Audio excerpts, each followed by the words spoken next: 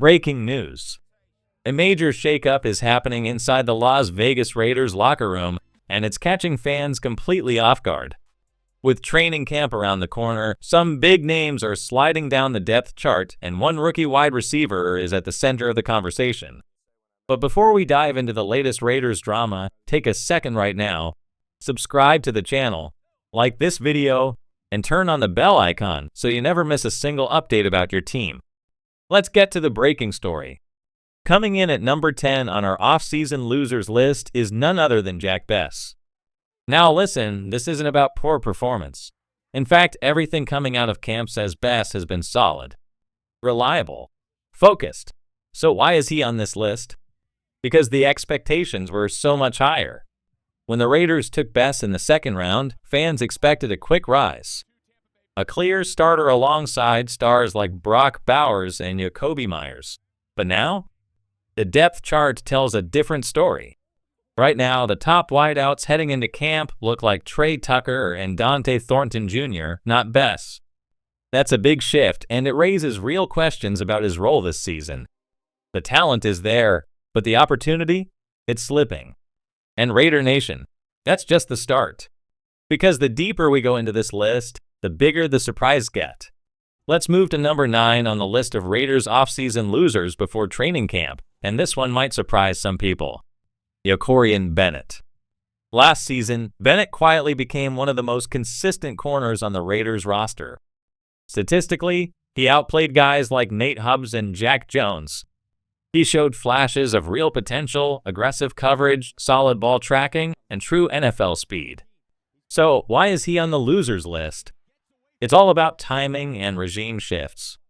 Despite Bennett's strong play in 2023, the new coaching staff isn't treating him like a starter right now. Eric Stokes and Darian Porter have been getting the bulk of the first-team reps, and that's a huge statement. They weren't here last year. They're part of the new system and new vision. Bennett, on the other hand, was drafted under the old staff. And in today's NFL, being the holdover from a past regime can hurt your standing, no matter your talent. Add in a few nagging shoulder issues that slowed his offseason, and you've got a player whose spot is suddenly in jeopardy. Still talented, still hungry, but clearly slipping for now. At number 8, we shift to the linebacker room with a name everyone knows, Devin White. When White signed with the Raiders this offseason, some fans were fired up a former first-rounder with Super Bowl experience. It sounded great on paper. But here's the truth. White hasn't lived up to the hype in years, and Vegas knows it. The Raiders brought him in on a 1-year, low-risk deal. But the writing on the wall is clear. He's not being treated like a top guy. Players like Elandon Roberts and Jermaine Pratt are higher on the depth chart and got paid significantly more. Why? Because they're simply more reliable at this stage. White still has value. As a situational pass rusher on third down, sure. But if you try to use him as a full-time, every-down linebacker, the defense will suffer fast. And don't forget, rookie Cody Lindenberg has been gaining momentum in camp. Young, fast, coachable, he might just leapfrog White if things don't change soon. So for Bennett and White, the message is clear. Time is ticking, and the Raiders' depth chart waits for no one. Coming in at number 7 on our list of Raiders off-season losers before training camp, a name not often in the headlines, but very much in the conversation, Jordan Meredith. Let's be honest. Meredith was once seen as a dark horse candidate to crack the starting offensive line, someone who could possibly slide in at right guard or even make a push at left guard. The potential was there, the buzz was growing, and fans started to take notice. But fast forward to today, and the picture has changed. The Raiders have locked in Dylan Parham at left guard and brought in Alex Kappa to solidify the right side. That's 2 starting spots now clearly spoken for. And then came a twist. Thayer Munford, typically seen as a tackle, started getting reps at left guard during OTAs when Parham missed time. And who was notably not getting those reps? Meredith. That's where the red flag started to show. And while he's still been involved, sources say Meredith has shifted into more of a backup interior role, almost like a utility piece, someone who can fill in at guard or serve as a safety net at center. But here's the problem. Jackson Powers Johnson now owns that center position. And just like Brock Bowers took over at tight end, JPJ is simply on another level, a clear-cut number one. That leaves Meredith. Where, exactly? Not quite a starter, not quite the first guy off the bench. Just caught in the middle, a capable player with fewer and fewer paths to the field. It's a tough reality in the NFL. You can be good and still not have a spot if the talent ahead of you is just better. At number 6, we flip back to the wide receiver room with another intriguing case, Kyle Phillips. And we'll get to that one right now. Coming in at number 6 on our list of Raiders off-season losers, wide receiver Kyle Phillips. When the Raiders signed Phillips early in the offseason, it looked like a smart depth move. He had history with Chip Kelly, being his very first recruit at UCLA, and brought traits that coaches love: reliable hands, crisp routes, and a solid football IQ. There was even some quiet buzz that Phillips might sneak onto the final roster. But then, everything changed. Las Vegas went heavy on wideouts in the draft, adding Dante Thornton Jr., Jack Bech, and the highly versatile Tommy Mellott, who's already standing out on special teams. Not to mention, Trey Tucker has elevated his game, and Jakobi Meyers continues to be a rock-solid veteran presence. So, where does that leave Phillips? Truthfully, on the outside looking in. The Raiders don't usually carry more than 5 wide receivers, and right now, that top 5 seems locked. Jakobi, Tucker, Thornton, Bech, and Mellott. Each brings something different: size, speed, special teams value. And all of them are trending upward. Phillips, despite his skill set, just hasn't made enough noise to push past that group. In the NFL, it's not always about being talented. It's about being better than the next guy in your position group. And right now, it's hard to see where Phillips fits. He's not out yet, but he's dangling on the edge, and the window is closing fast. Now let's get into our top 5, the biggest off-season losers heading into Raiders training camp. These next names will shock you. We've now entered the top 5 biggest Raiders off-season losers, and number 5 is a name many fans had high hopes for just a year ago: Dylan Lobb. Drafted in the 6th round last year, Lobb came into the league as a do-it-all back, versatile, explosive, and with a reputation for special teams value. But fast forward to today, and it's hard to find where he fits on this 2025 roster. The Raiders shook up the running back room big time. They spent premium draft capital to land Ashton Jeanty, a dynamic playmaker with home run speed. Then they brought in Raheem Mostert, a proven veteran who already has history with Chip Kelly's system. That leaves Lobb stuck behind 2 guys who are already ahead of him on the depth chart, both in talent and trust. But here's where it gets even worse. Lobb's potential edge was supposed to be on special teams. That was his ticket to stick on this roster, but Tommy Mellott has been exceptional in that role, and the coaches clearly love his energy and versatility. If Mellott owns that job and Trey Tucker is too valuable now to risk on return duties, then where does Lobb contribute? And let's not forget, ball security matters in this league.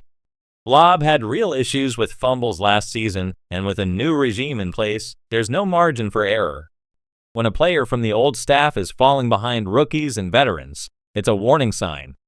Lobb's spot is in serious danger. At number 4, we shift back to the defense, and the focus is on cornerback Darnay Holmes.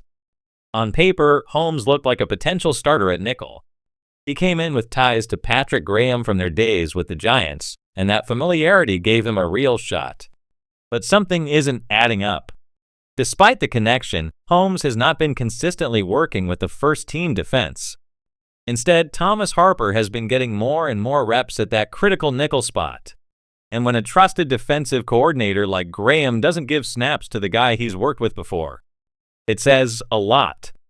Whether it's due to performance, scheme fit, or simply youth being prioritized, Holmes is slowly sliding down the chart, and in today's NFL, momentum matters. We're now entering the final stretch, and coming in at number 3 on our list of Raiders off-season losers is Trey Taylor, the hard-hitting safety out of Air Force. Let's make one thing clear. Taylor is a talented player. He won the Jim Thorpe Award, was highly respected in college, and brings a physical style of play that NFL teams love. But talent alone doesn't guarantee you a spot, especially in a Raiders secondary that suddenly feels stacked. Here's the reality. The Raiders brought back Isaiah Pola-Mao early in free agency, and they did it with confidence, locking him into a 2-year, $8.5 million deal. Then they added Jeremy Chin, a versatile safety with a unique skill set. Lonnie Johnson Jr. was also brought in, and Thomas Harper has been rising fast up the depth chart. That's already 4 names firmly ahead of Taylor. And the math gets brutal from there. Most NFL teams carry 4, maybe 5 safeties on the active roster. So even if the Raiders decide to keep 5, Taylor is still fighting for that final spot, and right now it looks like Harper holds the edge. Trey Taylor could absolutely carve out a role somewhere in the league. In fact, don't be surprised if a few years from now we're saying, man, the Raiders should have held on to that guy. But right now, with depth ahead of him, limited special teams value shown so far, and roster space tight, he's on the outside looking in. Now, let's be honest, no one likes being called a loser in the offseason. But this list isn't about disrespect. It's about reality. Roles are shifting. Depth charts are changing, and camp battles don't lie. We're down to the final 2.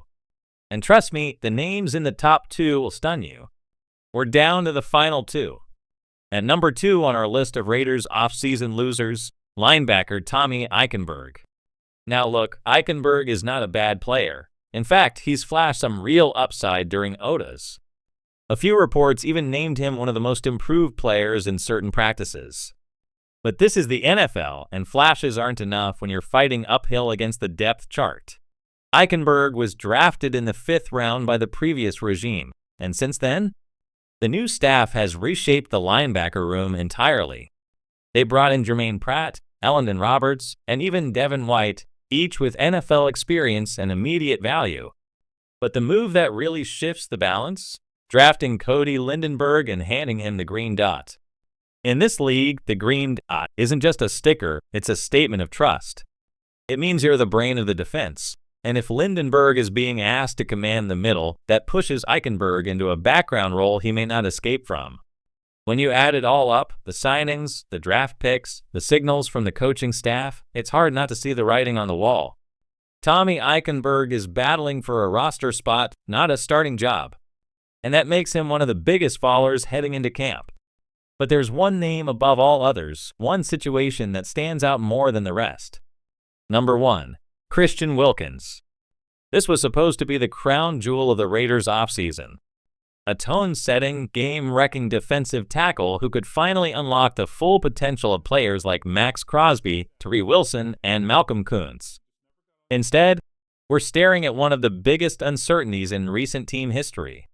When the Raiders handed Wilkins a $110 million deal, they expected a Pro Bowl anchor, a disruptor who'd control the line of scrimmage.